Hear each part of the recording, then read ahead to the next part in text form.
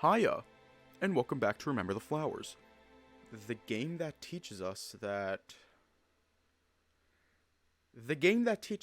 a single yellow wolf can cause you to get suspended from TikTok Live. I'm still salty about that. I am still salty about it.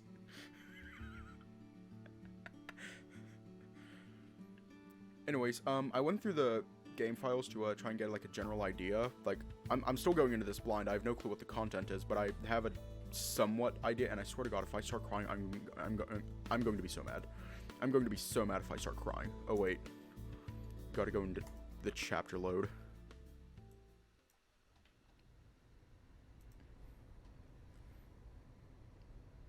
Chapter 13. Lucky.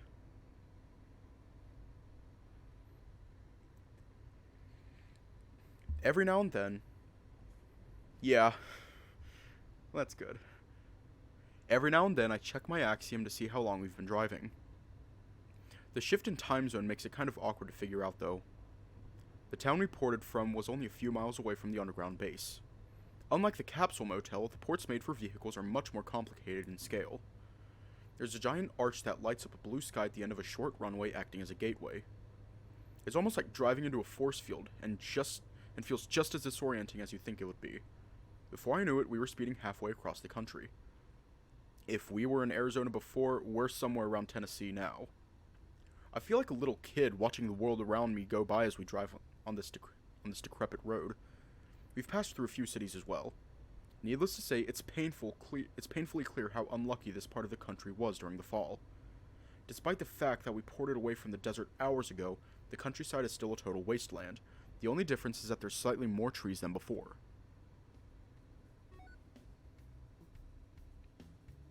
So Cyrus, you ever been around here before?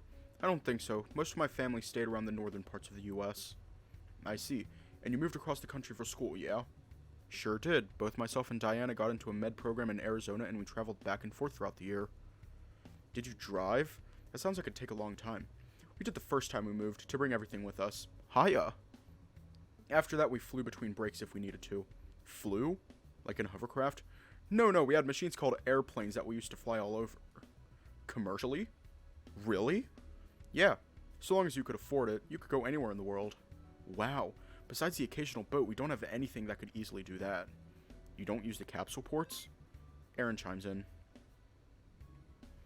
Porting between countries isn't really a thing yet. For one, our country is still in the process of rebuilding everything. Not to mention how the previous nation royally screwed up our foreign relations. It's been a struggle to make a name for ourselves, and until then, we don't really port in or out of the country. Have there been talks of attaining sovereignty? Yes, mainly by Rasum. Why doesn't that surprise me? Because they're a fascist organization hell-bent on taking over and exploiting massive amounts of people. Couldn't have put it better myself. We can only hope that the boss's plans actually pan out. Aaron pauses a moment before continuing. I really shouldn't tell you any of this, though. Don't worry. I will. Titania wants to unify the country again and then elect a democratic regime. Silver! What? He's going to find out anyway.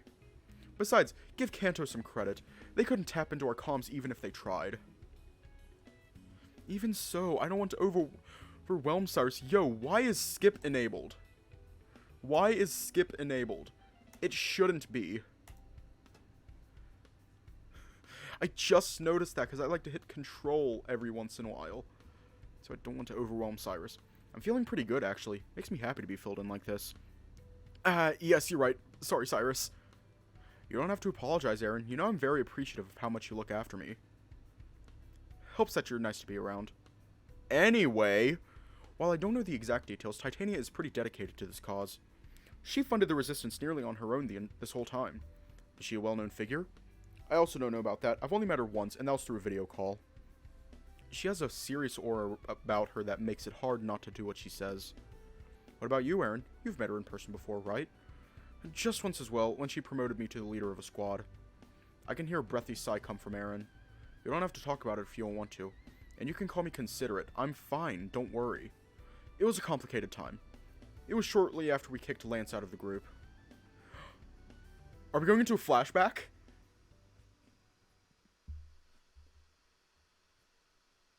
If I, like, kick the cable, then it does that. That giant doctor looms over me as I try to sign my release papers. Are you having trouble, sir? Is your arm acting up at all? No, I'm just thinking. Lance, please. Please. Fuck off. I feel awkward holding the pen in my paw. What the hell did Cyrus teach me again? Fuck me. Oh, Mr. Krager, allow me. The weasel easily slips the clipboard and pen out of my tense grasp. You'll have to forgive him. He didn't have a proper education. Oh, I see. My condolences. You're also wonderful taking in those with an unfortunate upbringing. It's what we do. Think nothing of it. And there. I believe that's all you need. Yes, thank you, sir. Please give my regards to the board of directors. But of course, keep up the good work, Doctor. Can we go now? Impatient, aren't we? I suppose being cooped up for so long will do that to a man. I start tugging on that damned collar he put on me. Just feeling a little claustrophobic. As you should. You'll have to excuse us, Doctor. We must really be going. Understood. Again, thank you for all your hard work and generous support. We look forward to serving you again. I'm sure we'll be back before you know it. Don't worry.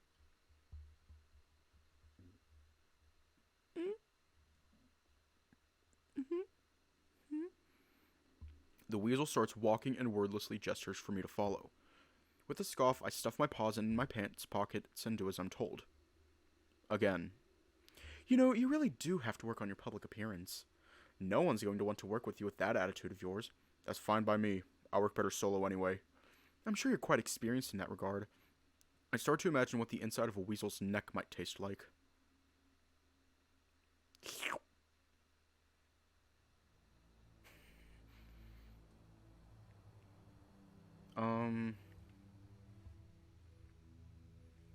Artemis directs me into what I assume is his own car.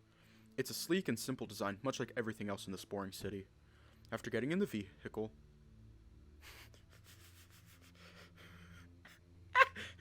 It felt right.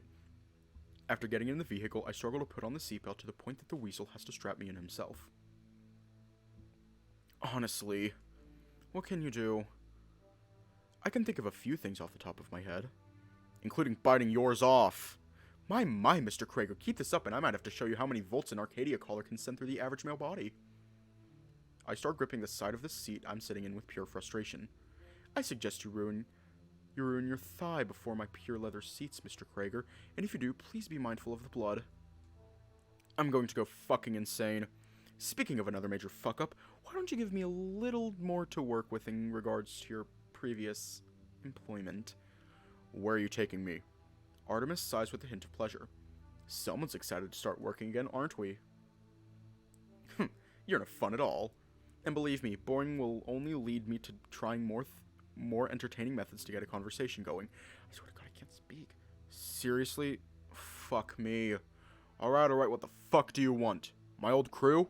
Honestly, those details can wait. What I want to know is where you used to work. The Resistance. The location, Mr. Krager. Where is it? He's demanding more than asking. And you know what? Aaron isn't worth this. I'll tell you on the road. Not sure you want to make your way there, though. Artemis chuckles as he starts up the car. See? I knew you could be fun to chat with. I think we'll have a pleasant time together. Lucky me.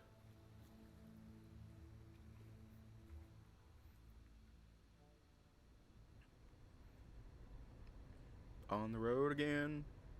I'm confused. Titania promoted you for kicking Lance out? Basically, she said it was because I was able to make on-the-fly decisions, but I don't really buy it. Our squad didn't have a leader for a long while, and because of that, we were dysfunctional and unreliable. Oh, you weren't always the leader? I wasn't. Reggie was. I see. Are you sure you want to talk about this? I can hear Aaron chuckle through the headset. It's not easy for me to remember, but I assure you you'll be fine. You already know most of what happened anyway. True. What was she like? You know, in person. I only met her for about 30 minutes. We had paperwork to do and deals to discuss. I'm pretty wary of those in authority. Had to be when I was growing up. But, I don't know. At the very least, I think she's fighting for a cause that's worth it. It's worth it to me anyway, so whatever happens, happens. Aaron. Now, don't worry about me. That's my job. I made my choice, along with everyone else.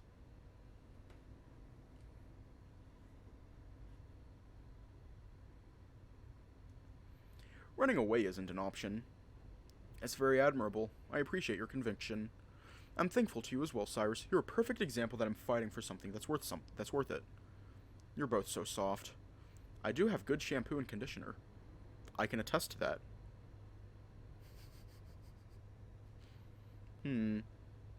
Something worth fighting for. No. Besides the occasional conversation after that, the next few hours on the road were pretty quiet. Eventually, we started driving off the beaten path for a while. Silver spotted a small forest we could sleep in tonight. Forest may be an exaggeration, but there's enough trees to give us some cover. Silver says he's going to be gone before we wake up, wanting to get a head start on digging for lodestars.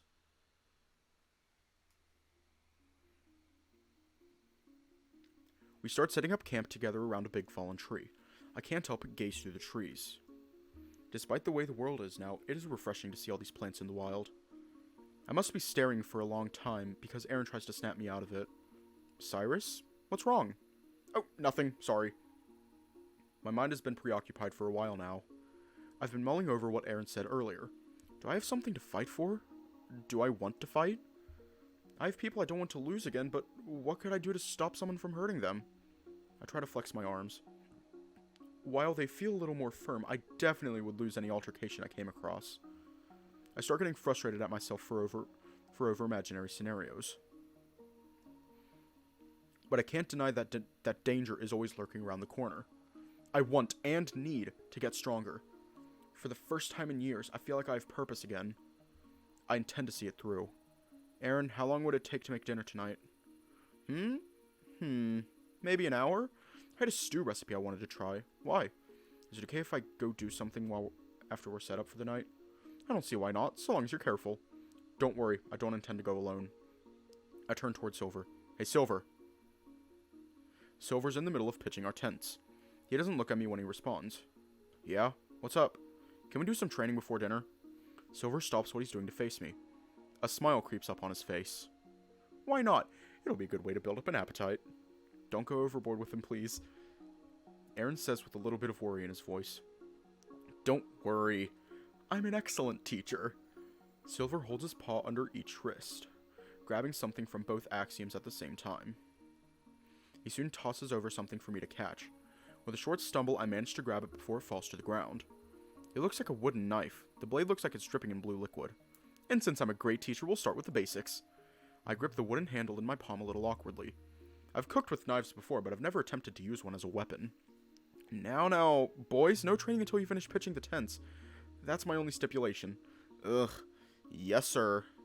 Hey, come on, you can teach me how to do it. You're so good at it, after all. God, you're lame. Come over here, it's not too complicated.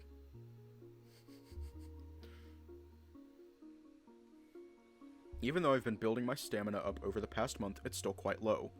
Silver's been teaching me things for barely 15 minutes, and I'm already starting to feel it. After starting with a few pointers, he's been having me try to land a hit on him without much practice. Something about experience being the best way to learn. I can tell he's holding back and moving slower than he normally would, but I still can't land anything. I'm impressed, Cyrus. Though you could still stand for improvement. Your stance is looking good, but your execution needs work. While still holding the knife, I put my hands on my knees and take a few breaths. My chest feels a little warm, particularly around my heart.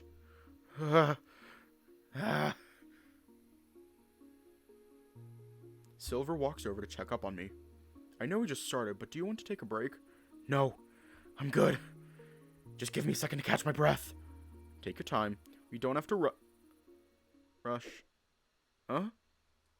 With a solid thrust and step, I just barely managed to graze Silver's arm, leaving a blue streak on it. Whoa! Finally!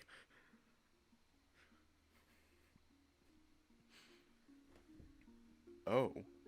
Is that how we're doing things, huh? Hey, come on. I'm just thinking like an assassin would. Is that right? How about I show you what that looks like? In action. Silver gets into his own stance, holding the knife upside down in his paw. You got good instincts, I'm sure. And you're right, an assassin takes any opportunity to land the kill. That includes taking advantage of someone down in their luck. I think I understand what he's getting at.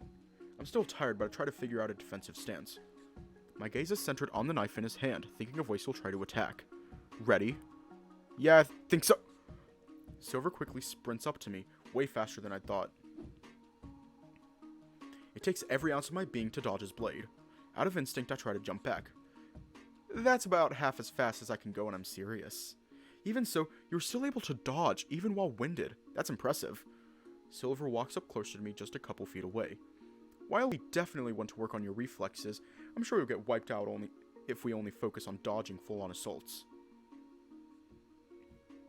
Silver gets into a stance that almost reminds me of a fencer. Stand right there, straight up.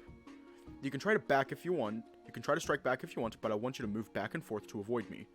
You don't let up, do you? You want to see how good of a teacher I am, don't you? Yeah. I swallow my spit and try to focus on Silver. There's something I want to try. I'm not sure if it'll work. I've never tried it like this before. With one final deep breath, I get into a defensive stance once again. Focus. Focus. Focus. Hey, yo! I start to feel a sensation I haven't felt in a while. I'm not sure exactly when I figured out how to do this, and the specifics are still a bit of a mystery to me. But I learned how to artificially slow down my perception of time. While trapped in Resume, I do so to try to tune out the ongoing surgeries around me. Being sedated wasn't an option as I had long grown immune to it.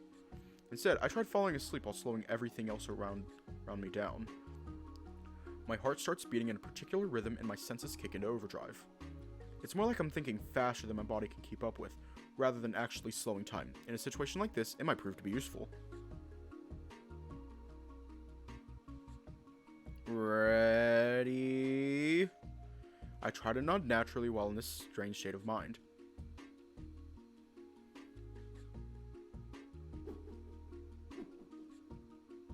Sure enough, Silver starts his offense. My eyes are the only part of my body that can keep up with my thoughts. I watch his knife as it slowly gets closer and closer. He's aiming for my left side. Moving like this feels like I'm trudging through gelatin.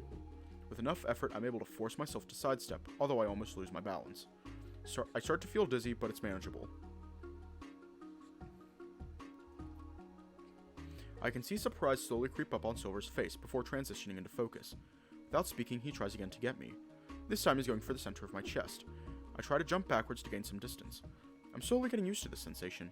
Breathing like this is awkward, and I can't tell if I'm taking enough breaths. It's like I have to do it manually.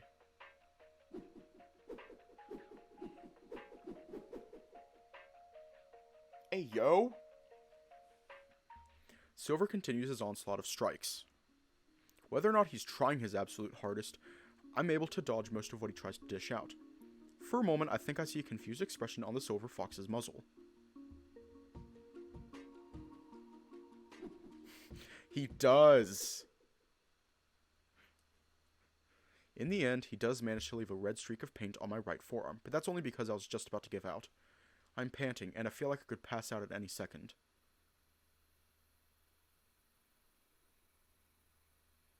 Silver must be able to pick up on it.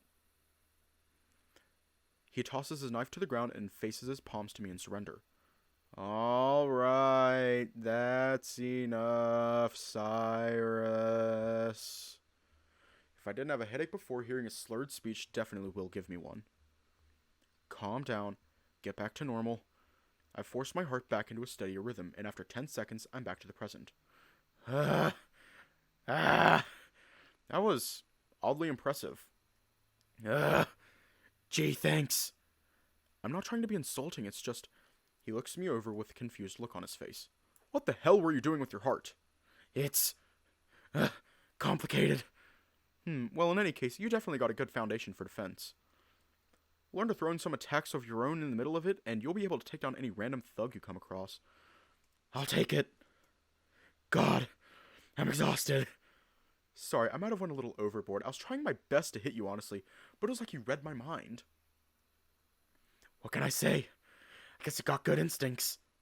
Right. I contemplate on filling Silver in on my little talent. It's not really something I need to hide, right? Over dinner. I'll let you know how I did it. Oh? Yeah. But could you help me back to the camp? Sure thing. You deserve good rest. Oh, star pupil of mine. Thanks. Silver puts one of my arms around his shoulder. He's a little shorter than me, but he's strong enough to help me back to camp.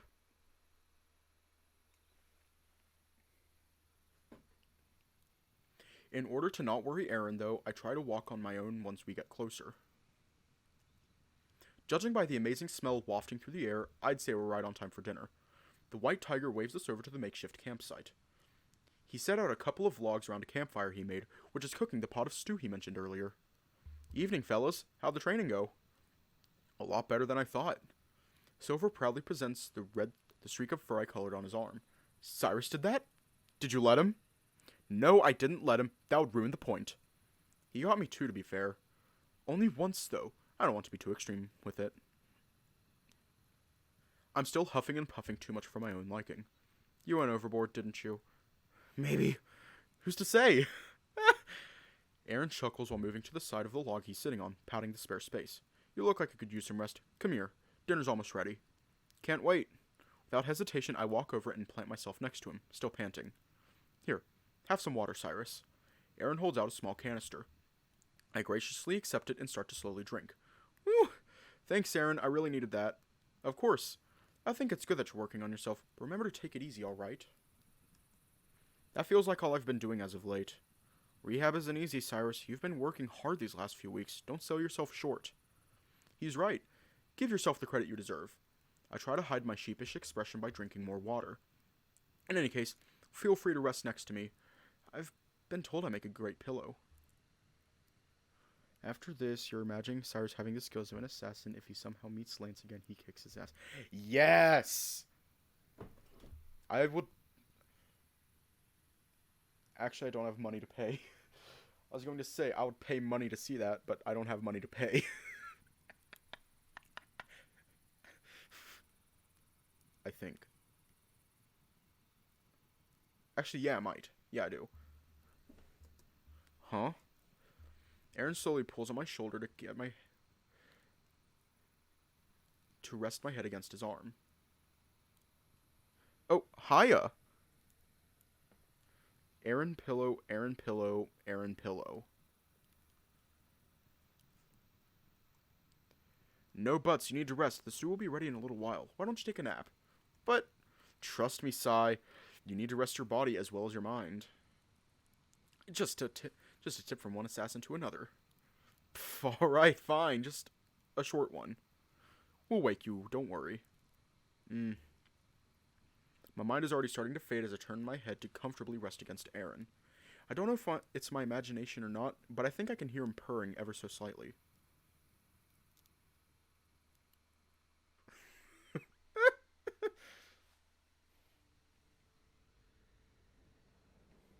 Oh? Oh? What do you mean? We wouldn't organize a raid. Do you really think I'm the only one who's left? They've set the bases to be evacuated and explode should someone leak information. That sounds ridiculous to me. I know they're stupid, but not so stupid to waste resources like that. Believe what you want, I don't really care. You should at least try to be a bit more convincing than that. All I'm hearing is an excuse to keep us far away from where your little pals live. You know, like, scoot in. I thought information gathering was your forte. Why do you even want to keep me around if you're not going to believe me? That call wasn't up to me. It was up to Dario. I'm sure you're aware of him. I've heard of him, yeah. He's a descendant of Darius or whatever. The guy whose company you sold your soul to. At least I got some kind of profit. You're quite literally in debt to us. Artemis laughs despite how morbid the situation is. He wants to meet you in person. You should feel honored. Like Darius all those years ago, he seldom makes public appearances. Cool. By the way, where's the space you used to work at? I still find it hard to believe they'd rig what little they have to blow up. I would like to investigate. I sigh, knowing that ignoring his prodding will only lead to more problems. That's tricky. When I was employed, our group was still considered rookie and not to be trusted. They hardly told us anything for a while. How smart of them. You haven't proven to be very loyal. Are you going to interrupt me every single time I try to speak? You know, I just might. Your reactions are quite entertaining. Whatever. My point is that while I worked and lived there, I don't know where it is. We mainly worked in a remote area that they gave us the coordinates to. You could try there, maybe. Was this before or after you had your axiom? What difference does it make? If you use that little brain of yours, you could have just opened a map to pinpoint your location. I laugh. For once I have an opportunity to look smart. You think they're that stupid? They have frequencies that screw up with most axioms' location functions. Artemis drops his jovial facade and looks quite serious. Is that right? Yeah. Unless you had clearance, they would limit the functions while you're in the main base. That is very good to know. The weasel switches back to his annoyingly sarcastic self soon after, at the drop of a hat. I was worried at first, but it looks like you are good for something after all. Oh yeah? Enlighten me. I've had my suspicions for a while now, but it looks like I'm going to need a very personal chat. With Dietrich Steiner, the creator of the Axiom. He's always been so proud with his encryption and neutrality policies. What you've just told me leads me to believe they haven't been playing fair with us. I'm sure you're aware of how that makes me feel. See, selling out your former comrades isn't as hard as you think it is. You're implying I'm going to get paid for it. We'll just disregard your hospital bills and call it even. How's that sound? Whatever. How much longer do we have to drive? Doesn't Tensia have gates to port us? What's the fun in that? I didn't save up for this car just to barely use it. We'll be there in an hour. Oh no. I assume there is... Resume, yes, the main location and all. I'm sure with your line of work as of late, you're familiar... I'm going to take a nap. Wake me when we get there. Sleep well. Maybe when you wake up, your cranky attitude will be gone. Don't count on it. Oh, trust me. I won't.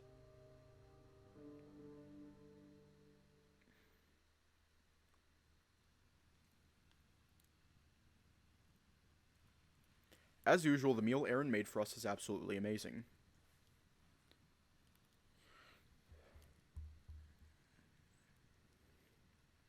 Oh shit! The warm stew paired with the cool breeze from the forest makes a relaxing experience. Later in the evening, Silver and I start chatting about training ideas. By the way, Cyrus, what's with that axiom? I noticed it earlier. Doesn't it weigh your arm down? Kind of. It's not very heavy, but it does make it a bit awkward to swing the knife. Maybe we should get you a more compact model like the ones we use. Come to think of it, I've never seen that type before. Aaron's the one who gave it to me. Apparently it wasn't released to the public. That's right. Despite the fact that it's more advanced than most models, it has a lot of limitations. Mainly because it has to connect to the host through their nerves. I hold my arm out so Silver can get a better look at it. It has an AI in it that's been helping me figure out how to use it, but I'm still learning. I see. It's just so bulky. You could maybe use it as armor in a pinch, but that's stretching it. Maybe you're right. The only issue is that I wouldn't want to damage it. Well, you should be able to change its shape. At least a little bit. Huh? What do you mean? Aaron thinks for a moment. I've only seen one other person use it, but yours looks a lot different than when he had it. It's supposed to be able to change shape.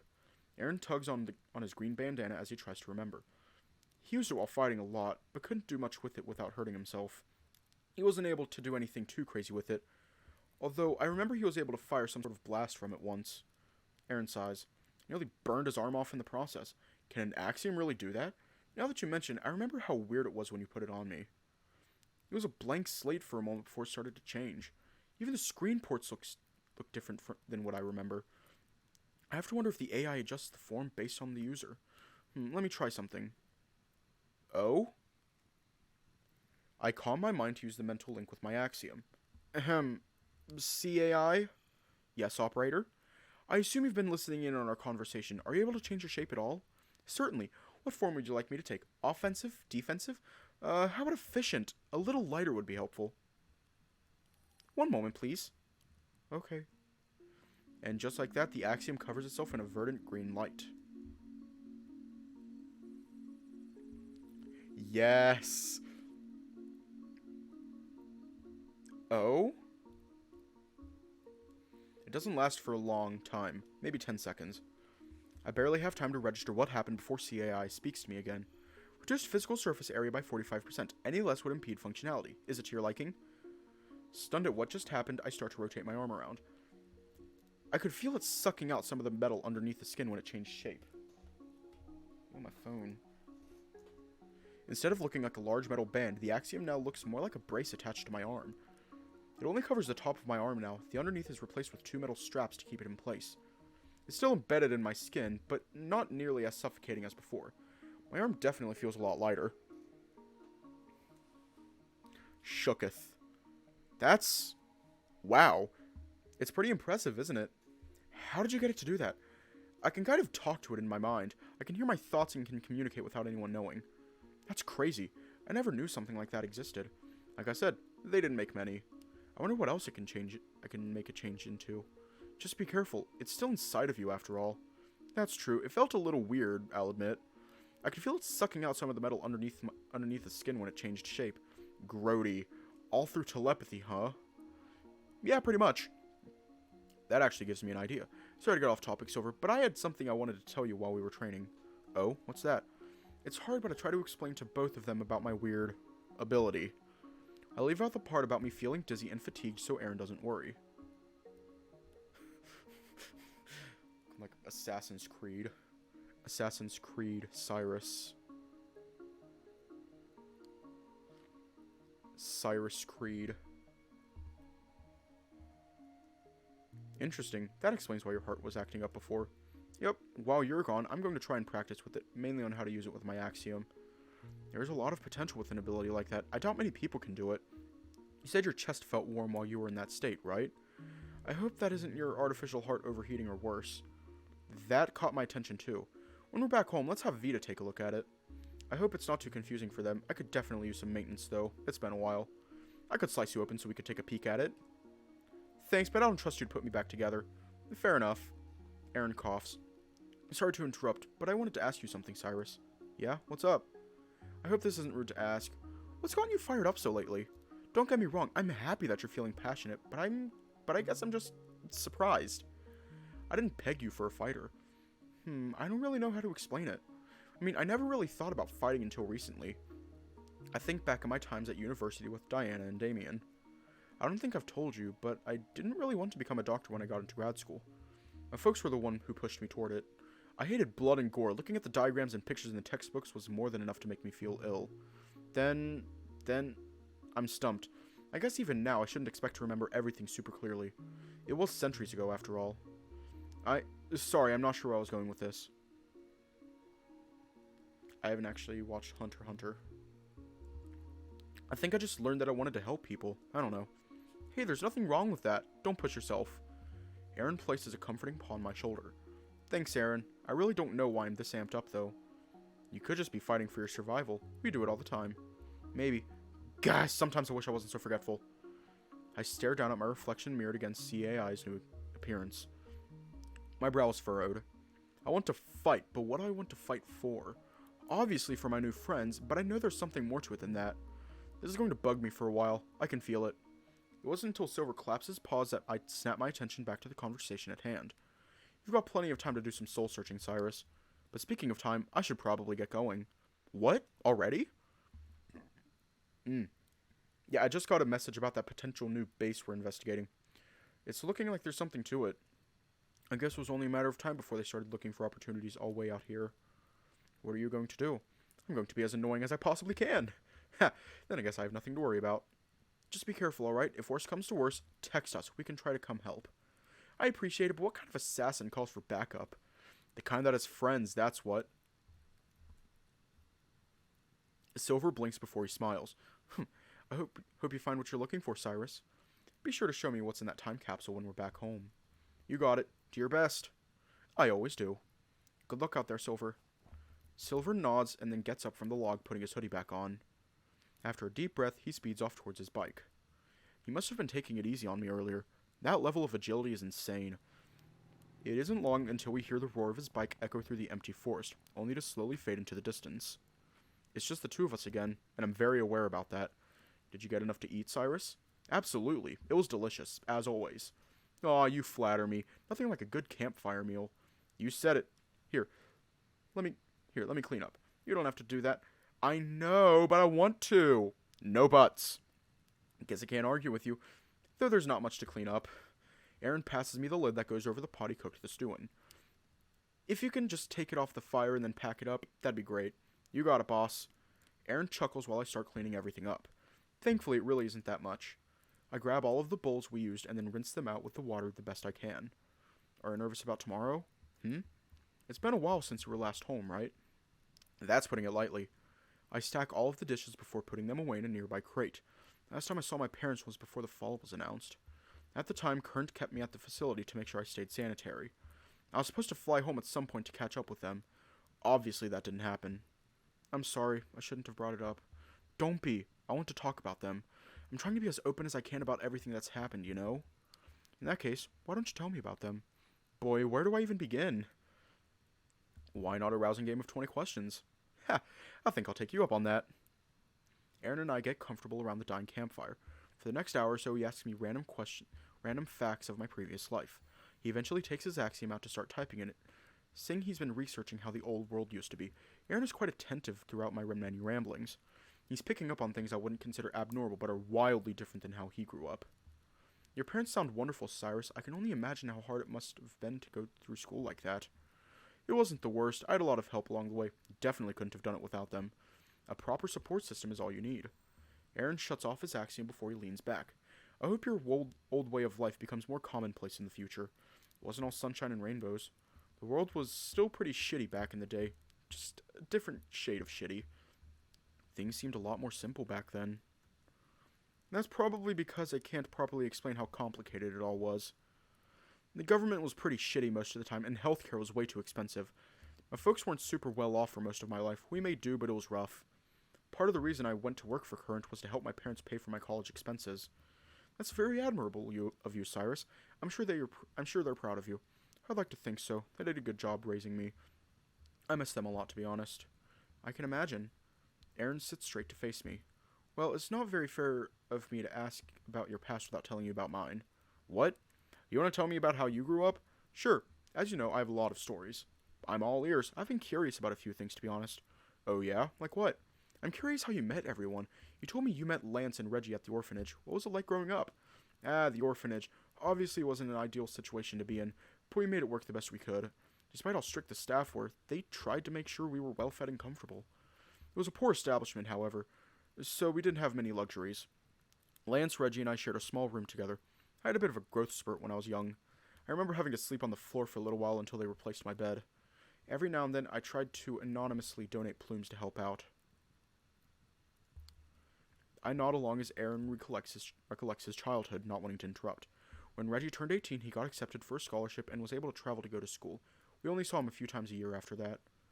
Aaron's voice starts getting a little somber. It was just me and Lance in that room for a while. I think I was about 14 at the time. We played and talked a lot, but it was still lonely.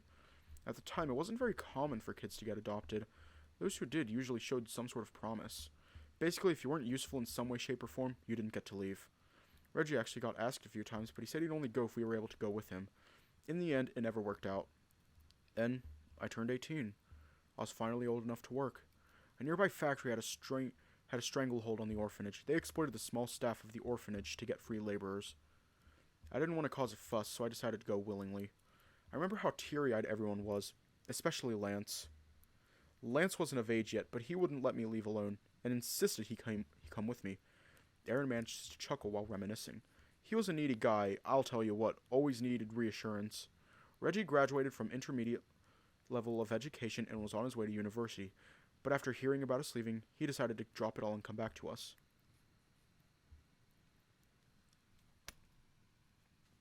Oh my. Factory life, well, it didn't work out for me, to say the least. They didn't pay us much and would often delay paying us altogether. They kept pushing us to work. Oftentimes, it led to more violent outcomes. I still remember the time they threw a wrench at Lance's face and the beating I gave the supervisor who did it. After a few months, I got the courage to get us all to run away. We ran away as fast and as far as we could. I was bitter. Very bitter. My folks abandoned me, I couldn't find a job, and I barely knew anything. I had to take that anger out on something.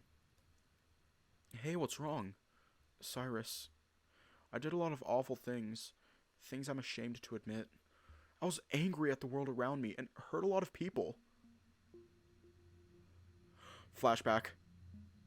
At first, I made it a point to not attack anyone for no reason, so we only targeted rival gangs. That code of honor didn't last long, though.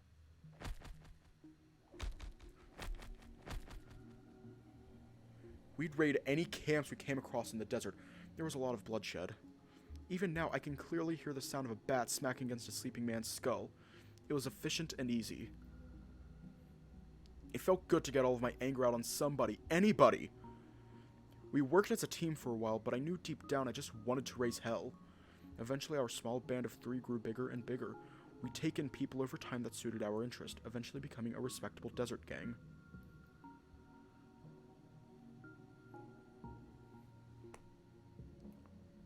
Hold the fuck up.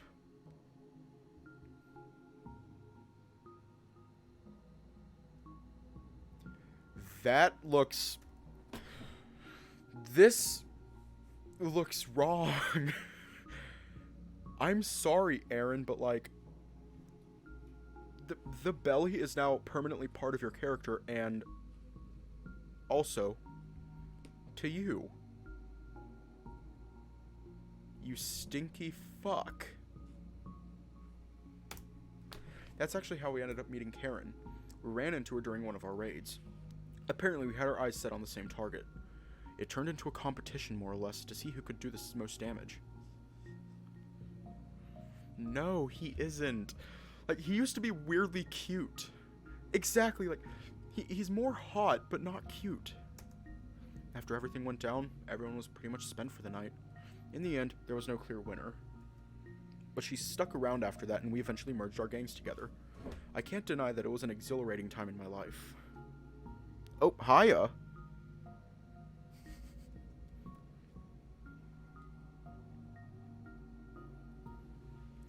This looks better. Aaron sighs louder than I've ever heard. I won't make excuses for myself. I won't even try to sugarcoat it, saying we did what we had to do. We were a band of thieves who did what we wanted, when we wanted. I'm ashamed to admit it, but that's why we were. That's what we were. Sorry I prattled on for a while, didn't I? It was eating at me. I wanted you to know who I really am. He's shaking again, just like when we were with Vito when I got my memories back. It takes me a moment to say anything. It is a lot of information to take in all at once. I don't want to disregard everything he's told me, though. So, what changed? What do you mean? You've been the nicest person I've met since I got out of Current. Something must have happened for you to end up like this. Life dealt you a bad hand. I think you have the right to be angry about it. Granted, some things you told me were not good. I put a reassuring hand on his shoulder. He flinches. Do you feel bad about what you've done? More than you could know. I wish I could just forget it all. But that'd be cowardly. Yes, it would be, but you know what isn't? Admitting that what you were doing was wrong and growing to be a better person. I mean, for fuck's sake, you were scraping by after the apocalypse, Aaron. That's not something a lot of people could handle. You say that, but I can still remember it all as clear as day. I can't sleep some nights. I just think about it. Have you been keeping this to yourself all this time? Yeah, for the most part. But that's only because everyone else knew where I came from. I was worried the most about you finding out. I couldn't live with myself if you started seeing me as some kind of monster. Why would I think that? Because You did bad things, Aaron. You fucked up. But you're trying to atone for that, right? Yes, I am. But I don't think it'll ever be enough. It might not be, but you're trying. That's better than some people I know who have done a lot less. He starts to tremble, and I take that as my cue to give him the best side hug I can. I wouldn't be here if it wasn't for you, Aaron. I hope you know how happy you've made me. I can't see his face, but I can hear him whimper as he tries to return my hug. My heart. My heart. We sit quietly for a while. Eventually the fire goes out, almost leaving us in the dark. The moon is bright tonight, which gives us enough light to look around. I can see Aaron wipe his face with his bandana after we separate. Man, I thought I couldn't get more pathetic. Don't say that. You're not pathetic at all. You say that, but sometimes I'm not so sure. When push comes to shove, I'll be there to pick you back up. Cyrus, you remind me a lot of Xavier, in a way. That catches me off guard. What do you mean? You asked me earlier that something had to have changed, right? I nod, letting Aaron know that I'm going to keep listening. It was a few years after we left the orphanage. We were a bit notorious, I'll tell you what. Sometimes we got a little too brave for our own good. Part of that was leading raids into more developed cities. There's a town to the east of Tensia called Stein. It wasn't as advanced as Tensia, but it was pretty close. We decided to raise hell in a place that had never seen it before, or for no other reason than to prove a point. During our first raid, however, something happened that changed our lives forever.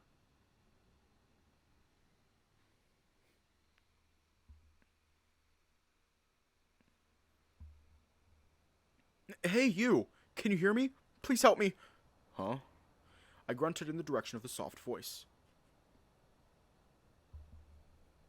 Yo, that's Xavier.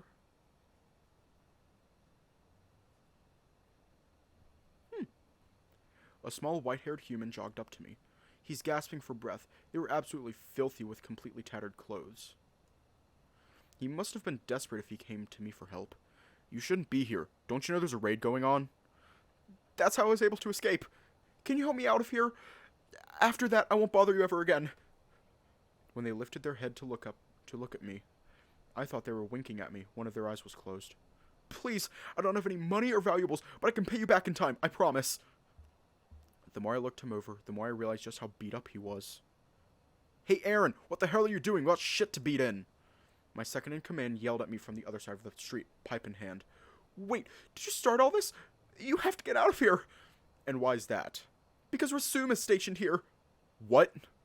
I looked around at the damage we'd done, and just how much shit we were in. Ah! The small human grabbed my paw and then tried to direct me away. If you don't get out of here, they're going to kill you. Please. I'm 6'8" tall. This human couldn't be taller than 5 feet 10 inches. He was scared of the situation at hand, but fearless of me. I'd never been more confused in my life. Sirens wailed in the distance. The human tried pulling me even harder. Ugh, damn it. Karen, round everyone up. We're getting out of here.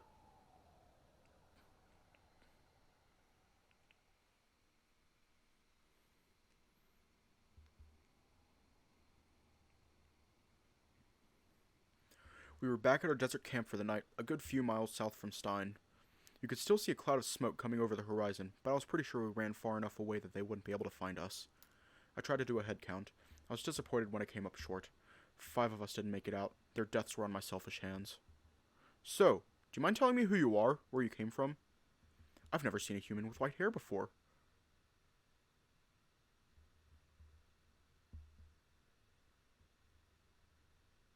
Hey, Lance.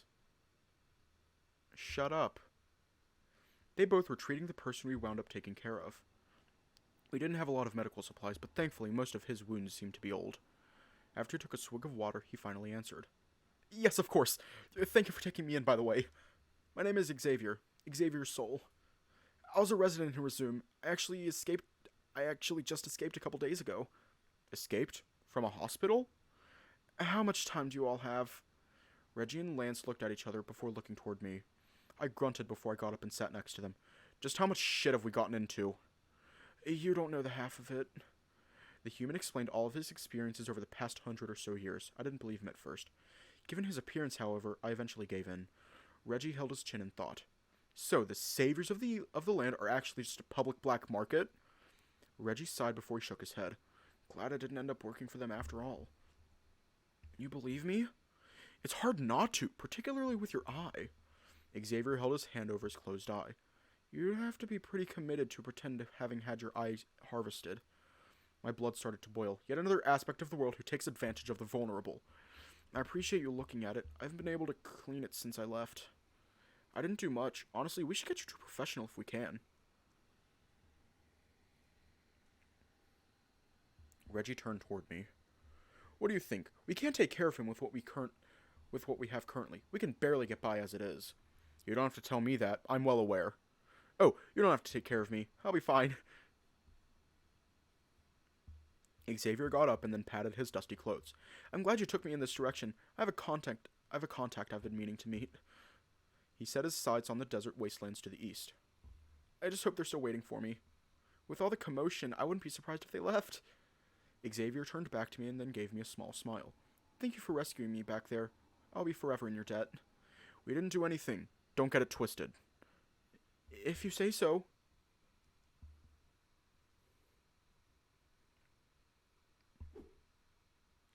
When they started walking off, I immediately got up and grabbed his hand. Where the fuck are you going? Hey, don't scare me like that. Xavier tried to free their puny hand from my grasp, so I let them go. You're not seriously going off into the desert by yourself, are you? I mean, yeah. I don't want to cause y'all any more trouble than I already have. I just know Rasum will catch up soon. You don't want me around. I pinched the bridge of my snout. No. You're not going to just wander around aimlessly in the desert. You're going to freeze to death before you find anyone. I'm pretty tough, I'll have you know. Don't worry. Don't be stupid. I sighed loudly as I rubbed my eyes. Just stay with us for the night. We can try to find the people you're looking for tomorrow. You really don't have to. Do not make me repeat myself. Understand? I could tell that struck fear in the human, as intended, but I couldn't help but feeling a little bad about it. Who are you even looking for? The human looked at the three of us before he looked at the rest of the camp. What I'm about to tell you is extremely confidential, understand? And the info about Rasoom wasn't? Yeah, but... fuck Rasoom. Xavier sat back down with Reggie, Lance, and me. You see, I'm trying to meet up with the resistance group. Xavier explained the gravity of the situation at hand to us, along with who broke him out of Rasoom. He told us that for the past 2 years, he's been secretly in contact with the spy who had managed to climb his way up to try and break him out. There was a mishap at the end, however. The spy got himself killed while Xavier tried to get away. He couldn't make it out of the city without getting caught, so he's been in hiding, waiting for an opportunity to escape. We just happened to be at the right place at the right time. The human started to unravel a bit now that he's had a chance to breathe. If my body let me move right, Grant would still be alive. I'm so damn slow now. He shook his head. My life wasn't worth his. Don't diminish his sacrifice by making yourself feel bad. You're disrespecting him. You say that, but I'm sure he just wanted to help you. I mean, he wouldn't have gone through all that if he didn't, right? Yeah. Just damn. I know, but... Xavier's gaze turned toward me. Their one eye widened in surprise. Oh shit, were you shot? He said in a panic, which confused me. What are you going on about? He pointed to my calf. Sure enough, there was a tear in my pants and some blood. Oh shit, something must have grazed me on the way out. Didn't even notice. Mr. Reginald, do you have any rubbing alcohol? You don't have to be so formal. What's gotten you so worked up? It could get infected! Hey, come on. Aaron's the toughest guy I know. Right, Aaron? My boyfriend looked up at me earnestly, made me smile bashfully. You were right. You were right. You called it. You called it. Shut up, Lance. He's right. I'll be fine. Without being prompted, Xavier tried tearing what little was left of his clothes to make makeshift bandages. So sad.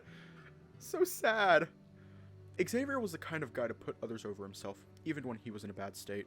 It's not an exaggeration to say he's the reason I started to believe in hope again. Hope that there's at least some good out there, and that it's worth trying to find it. He opens his eyes and looks at me with compassion. It's thanks to him that I was able to meet you, after all. He got us to meet the Resistance, and we eventually got employed by them. It was a good time all in all. Straight up almost murder his boyfriend, like, shit. Aaron's expression turned sour. Well, I thought it was. Guess others thought differently. Aaron takes a deep breath after talking for so long. I hope that learning about me doesn't scare you. Or anything. Aaron, you don't have to worry about that. You're like my best friend. The fact that you felt comfortable enough to tell me everything means a lot to me. It was mainly out of fear, if anything. And that in and of itself takes courage. Trust me, you're fine. Thank you, Cyrus. Don't mention it. Need a hug? I wouldn't turn one down. Come here, big guy. To reassure him, I stand up so I can give him as big of a hug as I can manage. Like before, he's shaking as we embrace. Now more than ever, I want to tell him that there's a possibility that Xavier is alive and well, but I just can't. I need more information before I let him know. Maybe Silver can do something about that one day. Aaron eventually breaks the hug and starts to rub his eyes. Woo! I don't know what got over me. Man, it got late. Sure did. I'm about ready for bed. What about you? Here, here. Without hesitating, he takes a pill bottle out of his axiom. He pops a couple into his mouth before swallowing. Feel free to wake me up in the morning if I oversleep, but I'll try to set an alarm for us. Sounds good to me. I'm excited to sleep in a tent. I haven't gone camping in a long time. And let's stop procrastinating and get to bed.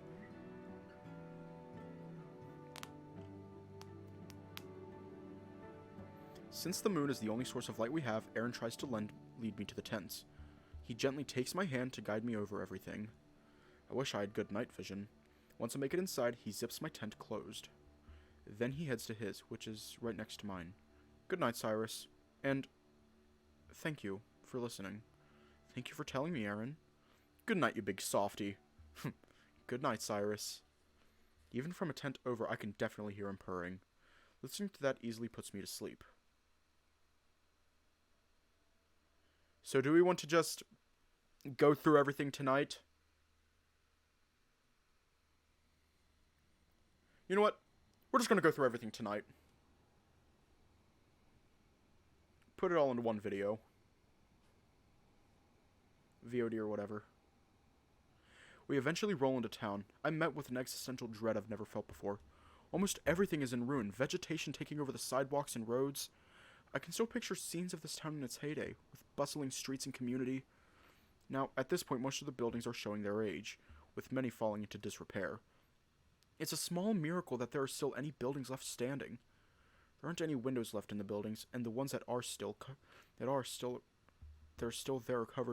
absolutely covered in faded graffiti. I guess mass looting makes sense.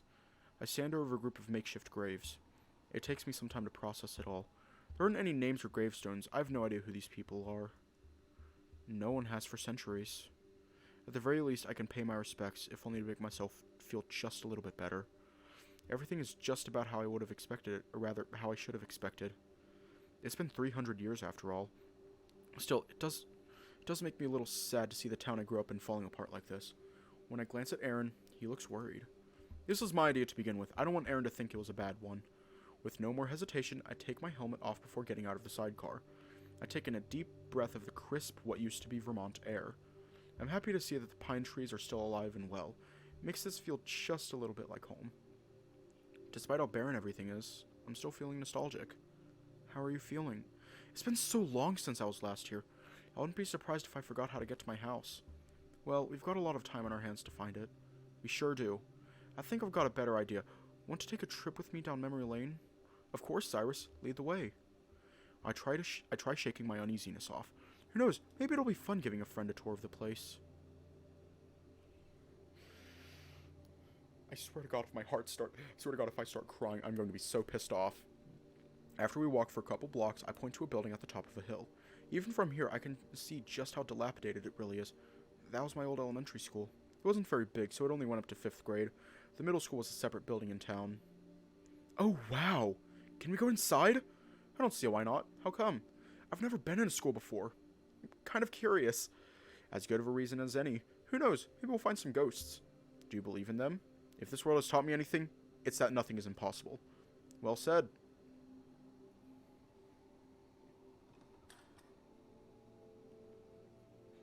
It doesn't take long for us to break into the school. The doors have been rusted shut for so long that I could push them open. I let Aaron lead the way inside, answering any questions he asks. These chairs are really small. This is the kindergarten room. Kids are pretty young when they start. Hard to imagine anyone could fit in them. My hand is bigger than some of these chairs. I swear to God, if I start crying, I'm going to give them so much nerd sass. I'm going to...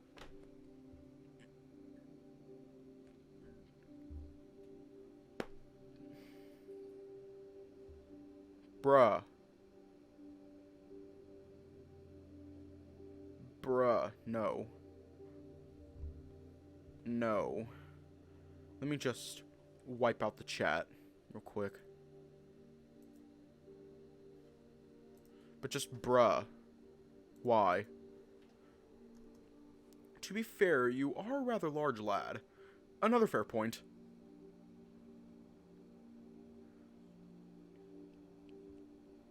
We make our way through the various classrooms. There's a lot of stuff people left behind that piques Aaron's interest. Would it be disrespectful to take anything here? I don't think so. Beats leaving it here for no one to use. I guess you're right. These are crayons, right? Yeah, I bet you might be able to use them. Doubt the markers would work, though. Oh. His childlike wonder makes him look right at home here. I look around the room, eventually finding the desk I used to sit in all those years ago. I try my best to sit in it, but it's very apparent that even I'm too big for these. Still, looking at the faded electronic whiteboard from this angle brings back memories. Hiya! Hang on. Hold up a minute.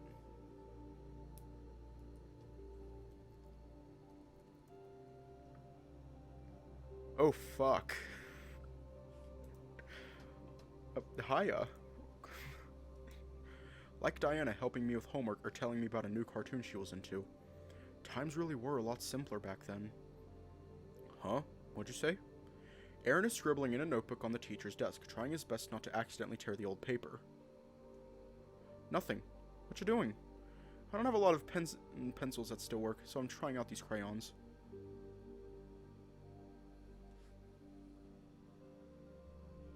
Huh. Epic. I get up from the tiny desk to watch him.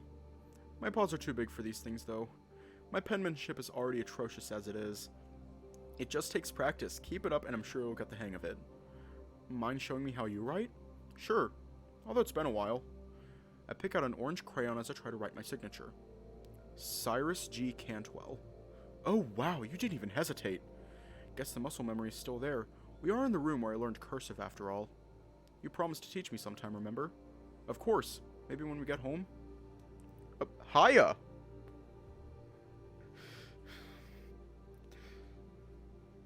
Epic. Sounds like a deal.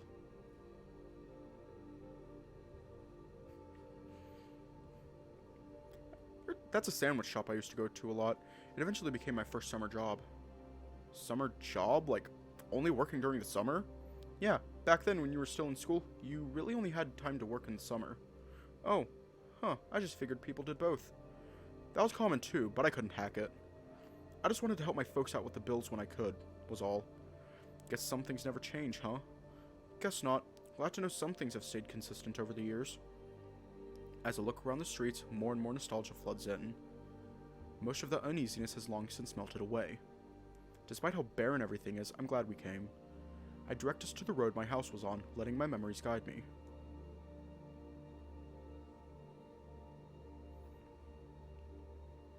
We eventually make it to the local park. It was old even when I lived here.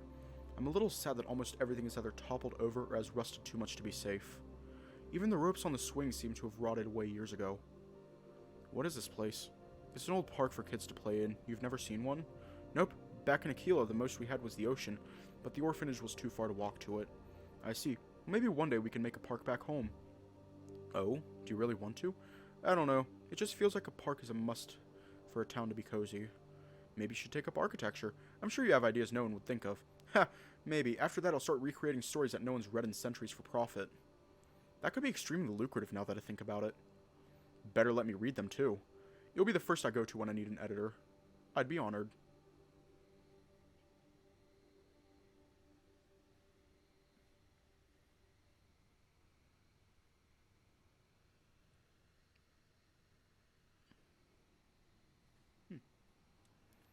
It took no time at all to find my house once we started walking.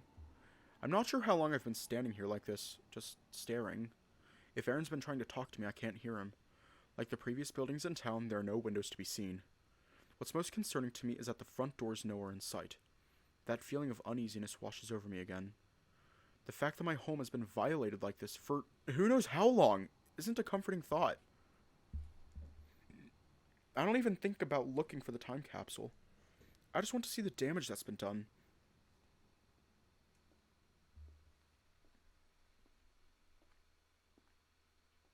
Oh?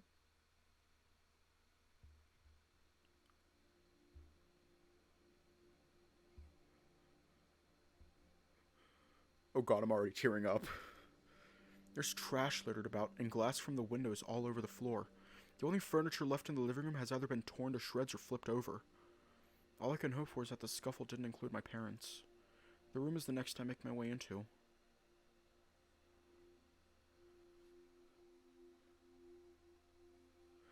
The door was clearly kicked in.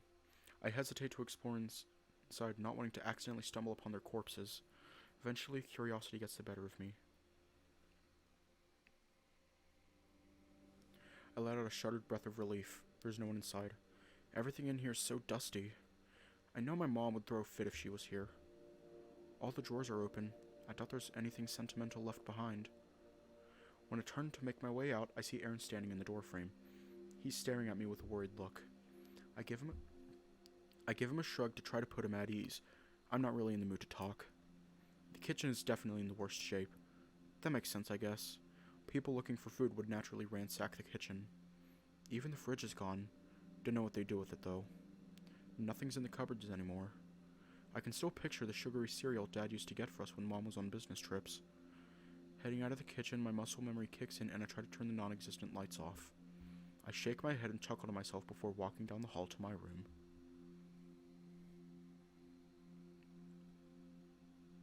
Compared to the rest of the house, it's not nearly as damaged. There's stuff all over the place and my bed is completely overturned, but it's still recognizable. I guess I didn't have much stuff to take after I moved out. As if it was my fault, I tried to turn the bed over. After considerable straining, it suddenly moves very easily. Aaron lifts it up effortlessly, placing it against the wall. How's that? I nod before going to sit on it. A 3-century-old mattress is not as comfortable as I thought it would be. Looking around my decaying room, it still feels just a little bit like home. Here, wanna sit? I appreciate the offer, but I'm not sure it'll survive with me on it. He instead opts to sit down on the ground and lean back against the bed. I promise, I'm not trying to bug you by repeating this, but are you okay? I don't really know, honestly. I glance around my room again. God only knows what's taken place since I've been gone.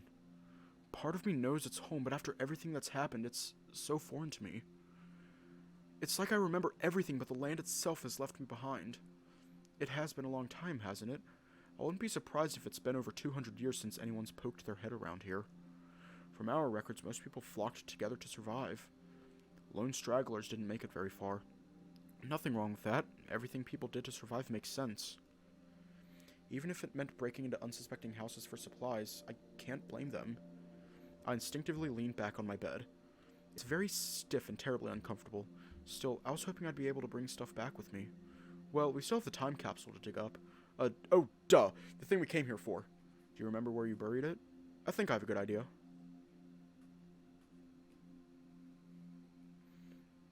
I'm happy to see that the backyard was left relatively unscathed. There's some toppled furniture and long dead plants, but it's pretty similar to what I remember it as. I remember helping Mom set up her new patio. She said a metal table and chairs would last longer. I guess she wasn't wrong. The vegetation is overgrown like the rest of the town. Sadly, the big tree we had must have died a long time ago. Now it's just a big husk. Sliding my fingers against the dry bark confirms that fact to me. Man, I remember climbing this thing when I was little. Mom would give me a piggyback ride to help me all the way to the top, mainly because Dad was too scared. Now it looks like a sneeze could knock it over. I shake my head. I'm getting distracted again. My gaze falls to the ground at the base of the tree. It should be down here. Do you have a shovel? On it. Aaron takes out his Axiom inventory screen to materialize a shiny shovel. Gotta remind me to stock mine with useful things like that. It is quite handy. Do you want me to dig? I'd like to try for a little while, if that's alright. Of course. Here. Just be careful. I nod and take the shovel, feeling its weight in my hands. It's heavy enough where I'm definitely going to need both hands to get anywhere. I've never actually done this before. The time capsule should be sturdy, but let's hope I don't break it. Just take it easy. We're on vacation after all. A well-deserved one at that. Ha ha ha. Good joke. I take a deep breath and then pierce the ground with force, ready to get started. I swear to God if this gets me crying because I feel like I'm on the verge of tears right now. While not erratic, my heavy breathing breaks the silence we found ourselves in. It's only been 10 minutes and I'm already exhausted. Just how far did we bury it? I hear the shovel clink against something metallic and out of place. The fruits of my labor are starting to show themselves. With an excited smile, I plant the shovel down into the dirt and get on my knees. I frantically push away the surrounding dirt with my hands. Eventually, I managed to dig out the centuries-old time capsule. I know it was meant to last a long time, but it's definitely showing its age. Oh, you found it! Aaron gets up from the patio furniture and then comes to inspect it with me. It's no bigger than a shoebox. A rusty, rusty shoebox. Wow. Part of me doesn't want to open it, just in case the contents didn't survive all this time. I look back at the house and then stand up, deciding to open it at the table. I don't notice Aaron staying behind. I'm enamored by the capsule. It's weird to think that something concrete from my past has survived for this long. I keep staring at it after putting it on the table. Eventually, I place my hand on one of the locks. No more hesitating. It opens just like I remember, reminiscent of a treasure chest. The sound of rusted metal screeching echoes through the air as I open it. I can feel tears well in my eyes. As I breathe in, I instinctively flash back to my time in elementary school. Inside, there are 2 letters and 3 stuffed animals I had. Sadly, they didn't last as long as I would have liked them to. Their fur has deteriorated, along with feeling absolutely stiff. Nevertheless, the mere sight of them makes me happy. The letters are what leave me confused. One was from me, and the other was from my teacher. They're the biggest letdown that's come of this. The capsule definitely didn't preserve the letters at all. The paper wasn't preserved well, just laying at the bottom of a capsule, not even in an envelope. I can barely read any of the ancient handwriting. Despite my disappointment, something else starts to trouble me. Could have sworn my parents left me one too. Hey Cyrus, did you bury another one? Huh? I forgot Aaron was still here. He's holding something I've never seen before. It's a silver box with metal trimmings bordering the edges. What's that? I don't know. It was in the hole you dug up. Unlike the time capsule I have, this box looks as if it's brand new. I've never seen it before. It was down there? Yeah, I almost didn't see it at first. He comes to place it on the table. Let's see. There has to be a way to open it. Aaron starts to feel it around before the capsule suddenly cracks open, causing the tiger to jump. Air starts to hiss out from inside. Unlike my box, which has a hinge, the top of this one starts to slide back to reveal the contents. I try to push the top as far back as it can go. Inside it are a few envelopes on top of what looks like wrapped gifts. What the hell? You sure you've never seen this before? Never in my life. It reminds me of a treasure chest Dad used to find when he played games. Just waiting for someone to open it. Just waiting for someone to open it. There's a piece of paper out of place that catches my eye. Picking it up reveals simple instructions. Open us from left to right, Cyrus. Look at Aaron with confusion, but he only shrugs. A part of me wonders if it's a trap laid by Rasoom, but curiosity gets the better of me. I decide to do as I'm told and then pick up the leftmost package. It's the smallest of the bunch, no bigger than a book. I open the letter attached to the wrapping paper. It's written on very nice stationery.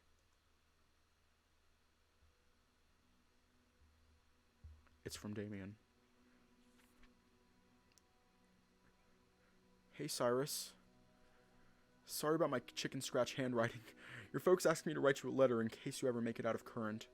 I don't want to waste any paper, and I'm not really sure if I can express myself properly with a pen, so I'll just come right out and say it. I love you, Cyrus.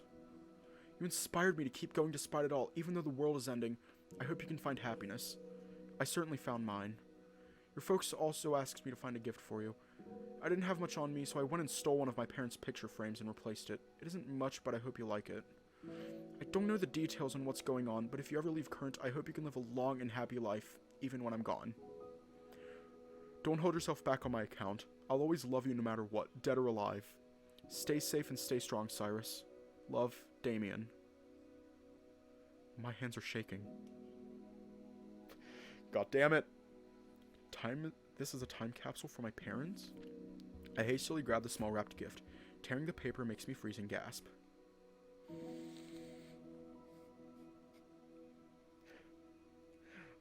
God. It's a framed portrait of me, Damien, and Diana near the end of our last school year together. We're huddled up into the frame. I remember we had to lean down a little so Diana wouldn't need to be on her tiptoes. I swallow hard to try to fight back the burning sensation in my eyes. Years later, Damien wanted me to stay strong. I have to at least try, for him. I pick up the second package. It's a small box with a letter on top. This one is from Diana. Yo, Cyrus. You didn't think you'd be rid of me that easily, did you? I'm going to try my best not to be sappy about this, mainly because I'm so pissed at you and Dad, but still. I trust your parents not to give these to Current, so I'm going to speak as candidly as I can. You're going to go through hell, Cyrus, and that's okay, because I know you're stronger than you want to admit, and you are going to get through this. My dad's filled me in on most of what's going on. I'm not telling anyone about it, though. I think your parents figured it out, though, when I asked about making a time capsule for you. I'm not sure how long you're going to live after the apocalypse, but I'm hoping at the very least you'll make it out in one piece. And you, try to plant some of these seeds, okay? They're for your favorite flower. Hopefully you didn't forget how to take care of them. I probably won't be there to tutor you. I don't really have much else to say other than keep going, Cyrus. I hope to see you again soon. Diana. My heart warms as I clutch my shirt. This is all too much to process. I can't tell if I'm reopening old wounds or just overjoyed to have some level of interaction with them. I look toward Aaron. Even for a white tiger, he looks as pale as a ghost.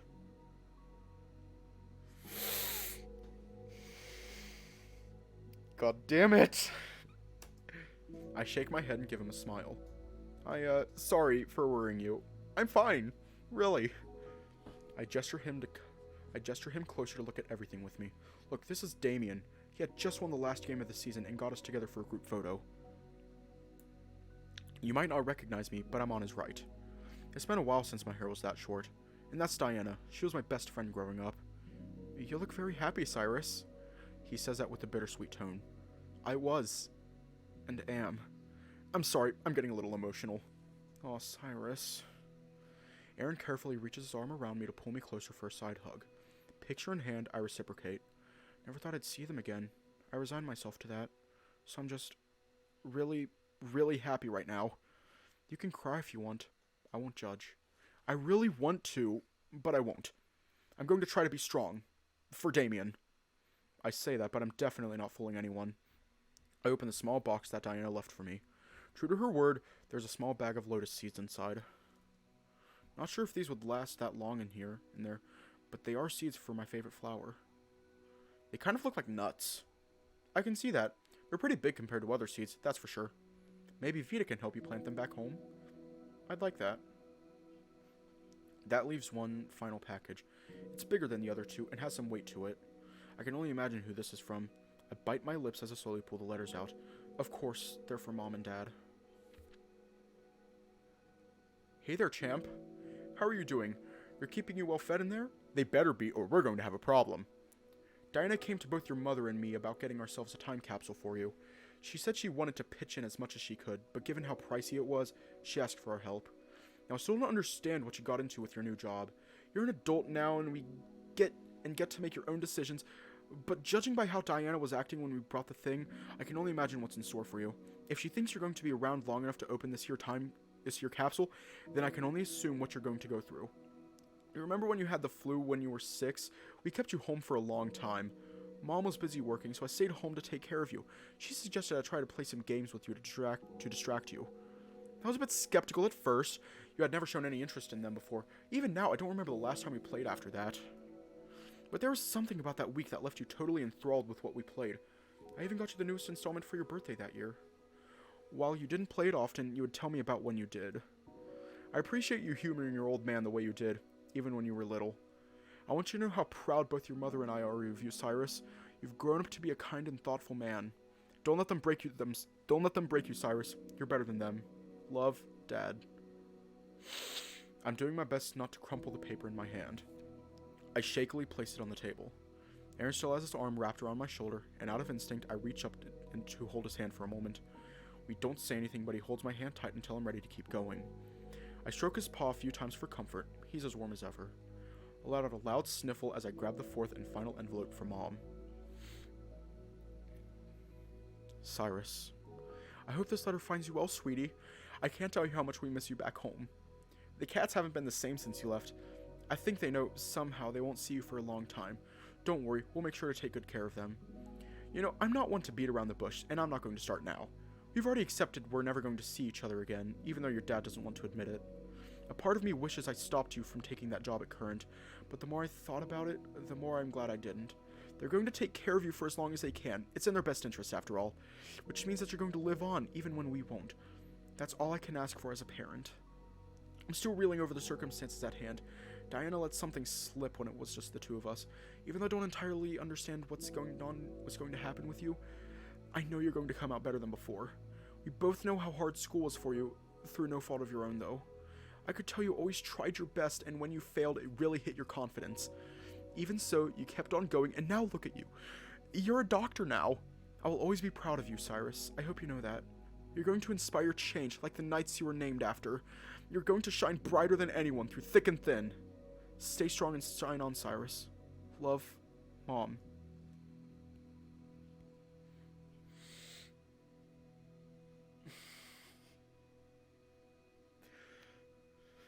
God damn it.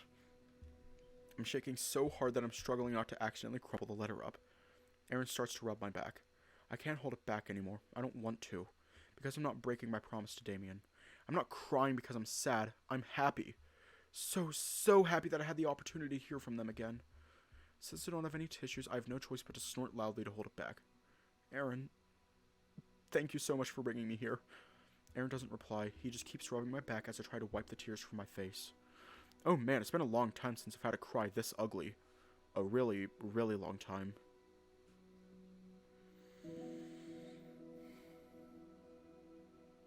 I haven't even opened the packages they left me. I know it's only going to make me turn into a blubbering mess. Aaron, sorry if you don't mind, could you open the last one for me? I'm a little, you know. Of course, Cyrus. I'd be happy to. I keep wiping my eyes, hiccuping in between sniffles too. Aaron carefully uses a claw to tear the wrapping paper on the box. Opening it reveals something I haven't seen in a long time. It's a book and, some kind of tech. Here, let me show you. Aaron passes me the open book. There are 2 portable consoles inside. I grab one of the old gaming systems. This is old, even for me. It was something my dad had when he was my age. I try to turn it on, but there aren't any batteries inside.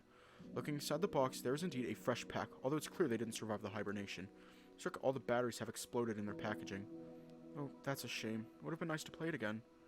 It was a game Dad and I played when I was younger, but I sort of fell out of it as I got older. I'm sure Ring could take a look at it. You know how good he is with technology. That'd be nice. Thankfully, he didn't put them in the systems. That could have been disastrous. I take the cartridge out of the system and look it over. The sticker is faded, but I can still recognize the logo. The other system seems to be in better shape. It has a rechargeable battery, so I'm assuming it only need a little tune-up. The game Dad named me after is the only one that's still sealed. He must have gotten me a new copy. He didn't need to do that. I know how expensive these games were. There are a few extra cartridges inside the box, right next to the book Mom left me. Oh wow, I bet this was her copy. What is it?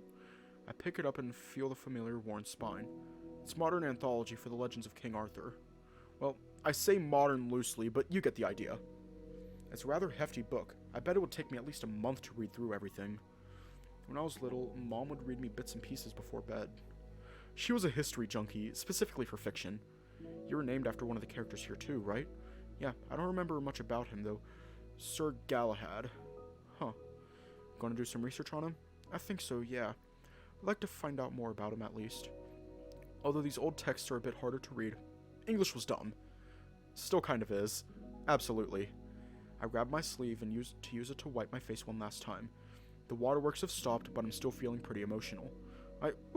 Sorry, that came out of nowhere. Wasn't expecting to find something like this. I glide my hand over the quality time capsule. Aaron covers my hand with his own. I know I'm not one to talk, but you don't have to keep apologizing for feeling these things. I'm just glad that you're happy. I am. Thank you. I really can't thank you enough for bringing me all the way out here. Your happiness is very much worth it to me, Cyrus.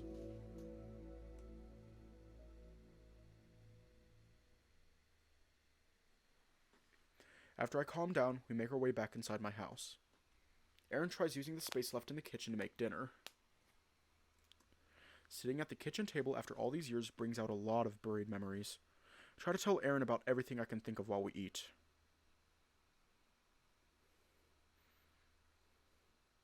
Shortly after dinner, because I am so emotionally spent, Aaron suggests we hit the hay for the night. I had a strange request, though. I want to try and sleep in my old room one last time.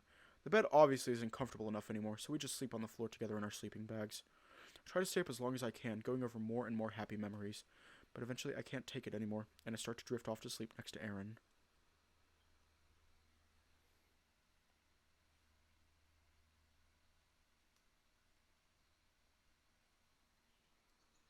You're thinking about doing what? Hey, easy, easy. Don't have to throw dirt at me. I did not tutor you for all those years for you to just end up a dumbass, Cyrus. Why on earth would you want to break up with Jamie? You look so happy together, she says as she angrily throws some seeds my way. Some end up in my mouth, causing me to try and spit them out. Now, let me try to explain myself. It better be good, otherwise you're going to experience how good I am with the trowel firsthand. I gulp. It's not that I don't want to be with him, Diana. In fact, it's quite the opposite. I think back to my orange cuddle bug. He's made me the happiest I've ever been. Then why, Cyrus? Why do you want to... Because I don't think I'm good enough for him.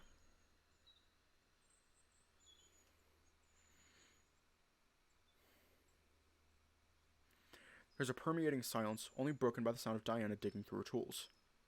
Diana? Honestly, Cyrus, I know you're smarter than this. Why do you think you're not good enough for him? I mean, just look at me. I don't have anything going on. I'm a struggling med student while he's the star of the basketball team. I'm a mediocre musician with barely any hobbies, not to mention my being asexual only limits what we can do together. I don't think you realize how insulting you are being toward Damien. Huh? Cyrus, why on earth would you think Damien is so shallow as to care about any of that? Actually, you know what? He does care. He cares about you, Cyrus, more than you could ever imagine. You're just self-sabotaging, and that's why you're the biggest dumbass in the room right now. But it's true. Of course it is. What of it? You think you can conveniently leave out all of the good things about yourself to fit this narrative? You're hardworking. You're considerate to a fault. You try to make everyone feel better when they're down. Okay, Diana, you made your point. You fight for what you believe in. You make sure to call out injustices. You put yourself in harm's way for others. Seriously, Diana, I'm going to keep going because I don't think you do. I'm no therapist by any means, but I know just how hard you work to try and be useful to other people. And my underqualified ass is here to tell you that you're one of the better people out there, even if you yourself don't think so. I don't really know what to say. I know she's stubborn, and maybe I am too. Even so, I don't think I can just accept her words. I guess Diana can see me struggling because she sighs loudly. Do you want me to use a metaphor, Cyrus? You don't need to treat me like a child. I'm not. I'm treating you like a human being with empathy. Come here, right now. I grumble as I make my way over. Cyrus, how hard do you think it is to take care of plants? Huh? I mean, it's not easy, but it's not hard. You're really something else. I've never seen someone take care of this many types of plants without issue. You're just saying that. I'm really not. Even at the plant shop, I see veterans make simple mistakes with plants. You know my theory as to why? Hit me. Because you care, Cyrus. I've seen you stay up late on social media looking for advice on plant care. I mean, for fuck's sake, do you know how hard it is to make an indoor lotus garden? I didn't even know it was possible. I just like them is all. I wanted to make sure they're okay. Diana starts furiously pointing at me with both hands. See? You care. Is that such a bad thing? Oh, for the love of... Cyrus, you're allowed to be happy. You know that, right? And I don't mean just for a moment or two. You're allowed to be with someone you care about. Believe me, if Damien turned out to be a piece of shit, I would have dropped his ass by now. Diana sighs again. I was going to tell you this, but I think you need to hear it. Just don't tell Damien. I'm sure he'll understand. He's just a little nervous. Tell me what? You really saved him, Cyrus. When it's just the two of us, you come up all the time. Oftentimes, I just sit back and let him gush about you. Really? Yes, really? He's head over heels for you. You treat him like a person, not the captain of the basketball team, not the breadwinner at home. You treat him like Damian Grayson. I don't think you realize how much that means to him. We both know how shitty his family life is, and you make sure to treat him with the love and respect he needs and deserves. Do you really think that I'm good enough for him, though? Obviously, I want to say, what the fuck are you talking about? Duh! But that isn't the time for me to answer. If you're willing to find out, you should ask him yourself. But I'll bet you $1,000 he'll say yes without a doubt. I just don't know.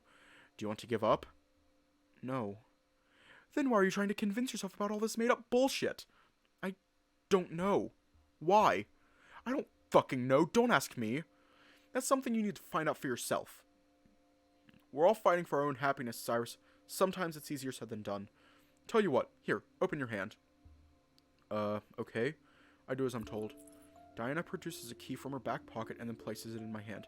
Been meaning to get you a copy for a while. Now's as good of a time as any, I'd say. Cyrus, if you're ever feeling doubtful about yourself, I want you to come to the greenhouse. Even if it's in the middle of the night or if you want to skip school, come. Look at all of the hard work you've put in here. This greenhouse is concrete proof of how hardworking and dedicated you are, along with showing just how thoughtful and caring you can be. And for once, you can't talk back to me. I'm just calling it like I see it. Diana interrupts me by holding my hand with both of hers. So please try to let yourself be happy. You have people who want to help you. Take advantage of that, okay? My lip quivers and my eyes start watering. Deep down, I know she's right. I slowly smile, albeit still teary-eyed. Okay, Diana, I will. Thank you.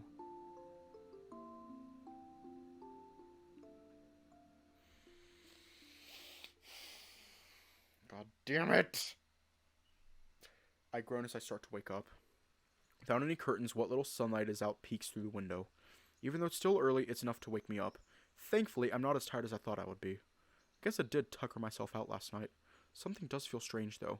What am I sleeping on? It's not a pillow. It's warm and fluffy and...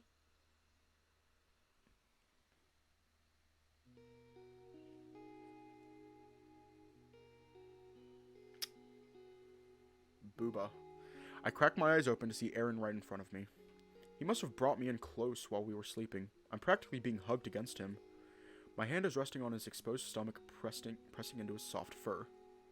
I just stare at him for a while as he snores. The ultimate pillow. There's a slight chill in the air. The house is pretty drafty, and there's no power for the heat anymore, so probably got cold last night. That's just like Aaron, worrying about me while we sleep.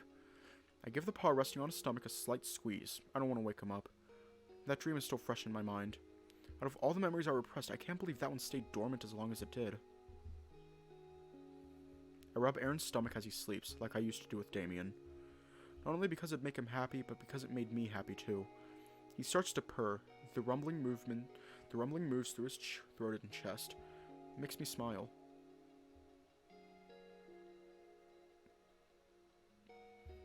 Feeling determined, I slowly try to free myself from the tiger's grasp.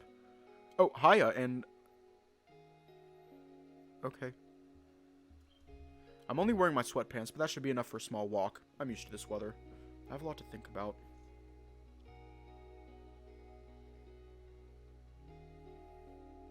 Sure enough, the sun is still inching over the horizon.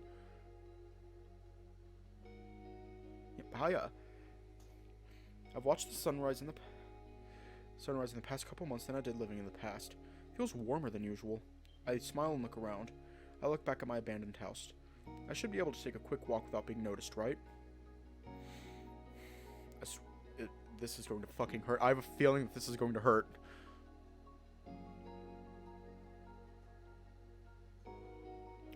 My walk takes me through my hometown. Unlike yesterday, that nagging feeling of dread has all but washed away. Sure, it's a little depressing to see everything like this, but I feel too good to let that stop me from enjoying myself. Now more than ever, I feel like I have a purpose. I want to help take down Resume. I want people like Vita to feel safe enough to walk around without fear of being kidnapped and experimented on.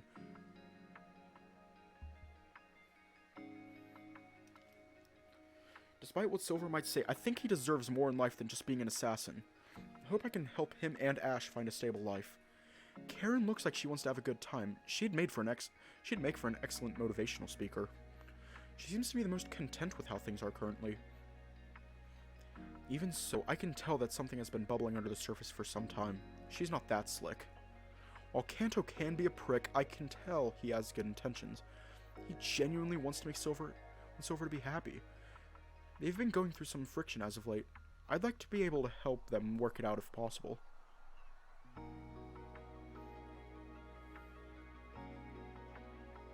More and more memories of my friends cycle through my mind. The dinners we've had together, the long talks in the middle of therapy, these people are very precious to me. Especially Aaron. Out of everyone, he's definitely hurting the most. Even if he doesn't end up reciprocating my feelings toward him, I want to make sure I'm there to help him heal. And most of all, I want to get to the bottom of what happened to Xavier. Who knows what they're doing to him, if he's still alive? I know full well what they're capable of. I don't want Aaron to find that out firsthand. He's been protecting me since we met. The least I can do is try and return the favor.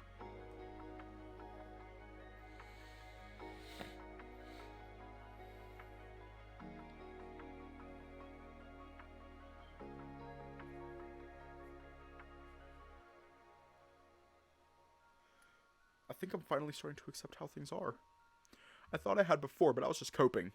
I don't want to be bound by my past anymore. I want to learn and grow from it. That includes my dealings with Current. My burning vengeance from when Darius first locked me away swells up within me. I never want to feel like I did in that containment unit ever again. Not only that, but I know exactly what I want to feel. I want to feel happy. I want to meet new people and try new things. Maybe fall in love again.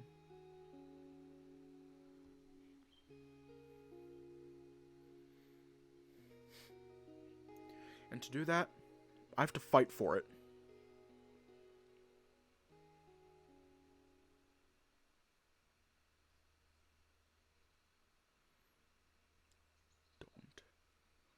Don't. Before I knew it, I had already walked a few blocks away from home. The town is completely silent with the occasional breeze flowing through my hair. With a smile, I turn on my heel and walk myself back. Aaron's going to be shocked. By the time I get home, a familiar tiger is pacing around the front yard. Whoops, I guess I scared him a bit. Oh, hey, Aaron, good morning. Cyrus, there you are! He jogs up to me while still in his PJs, carefully inspecting me over. Sorry about that. I woke up a little while ago and decided to clear my head. Did you sleep well? Aaron lets out a sigh of relief before smiling at me. All things considered, yeah. What about you? Everything okay? Absolutely! Just had some things to think about. Oh yeah? Anything I can help with? Actually, yes, there is. I clear my throat and look directly into Aaron's eyes, resolute. Aaron, I have a very important request for you. I've never felt so focused in my life. Aaron must feel my determination as he straightens himself up to give me his full attention. Alright then, what is it? Oh no. I want you to get me in contact with Titania.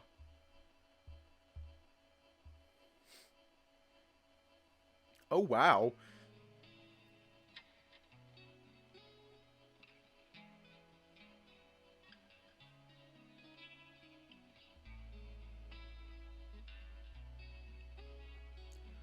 Arc 3 and... It's so beautiful.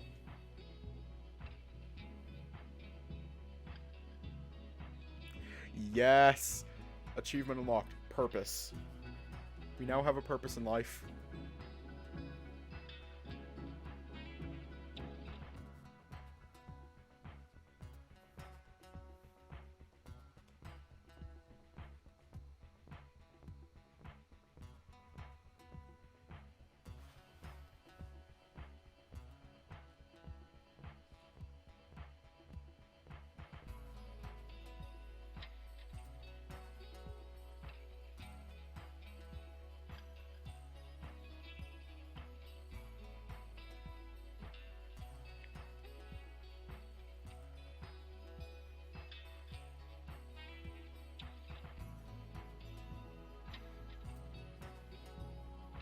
Wait, there's shit on Popper Press?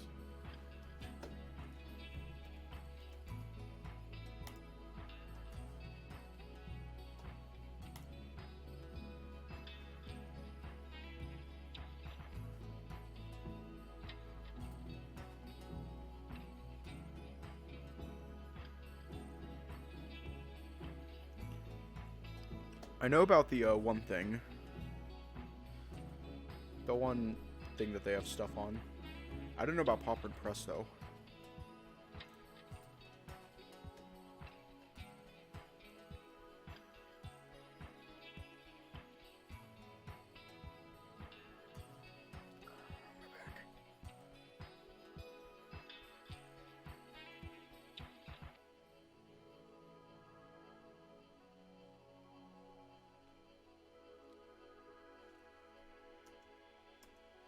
Oh.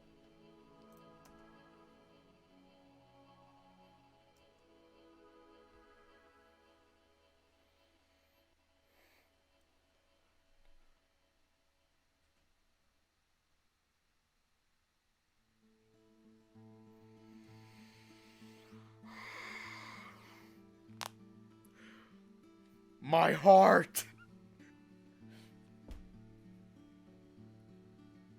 My heart!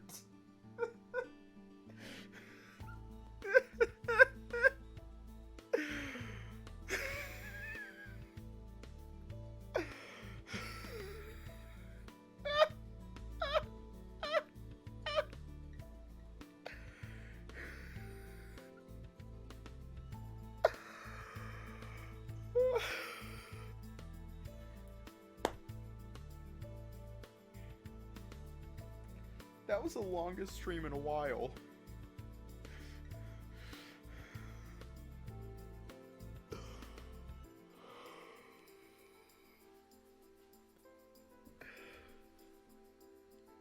Anyways. Okay. Well, either way, I'm excited for any and all updates, and I know they will be worth the wait. I know that for a fact. I am very excited.